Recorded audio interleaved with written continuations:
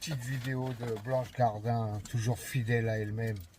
Une artiste qui ne retourne pas sa veste, qui a du courage. On devrait lui décerner un titre.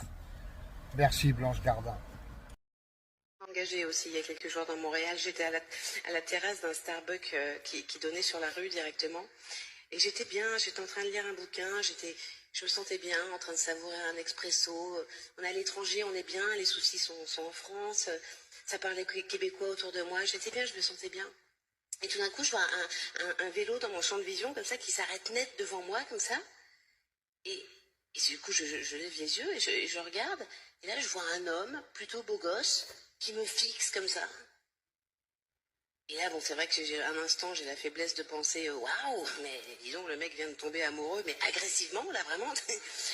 Et en fait, pas du tout, hein, pas du tout. Le mec me dit t'es au courant que Starbucks file 15% de son chiffre d'affaires à l'armée israélienne?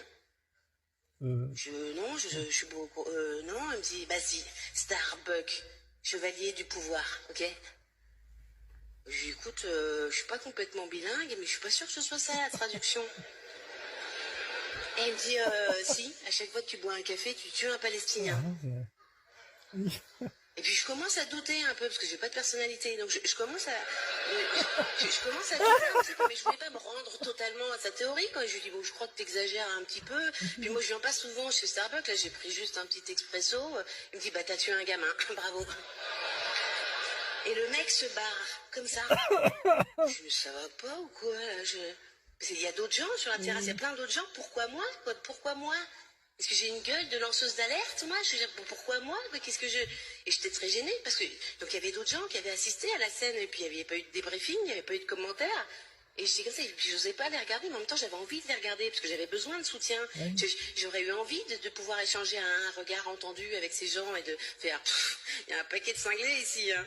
Mais après je me suis dit, mais si ça se trouve, c'est vrai ce qu'il a dit.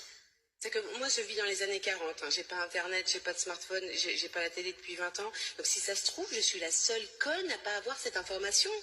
Donc, je me dis, je vais pas les regarder, les gens, parce que si ça se trouve, je vais les regarder. Et là, il y a un mec qui va me dire, bah oui, on le sait tous, hein.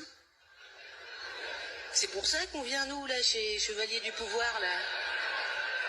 Tous les matins, on vient tuer un Palestinien, ça démarre bien la journée.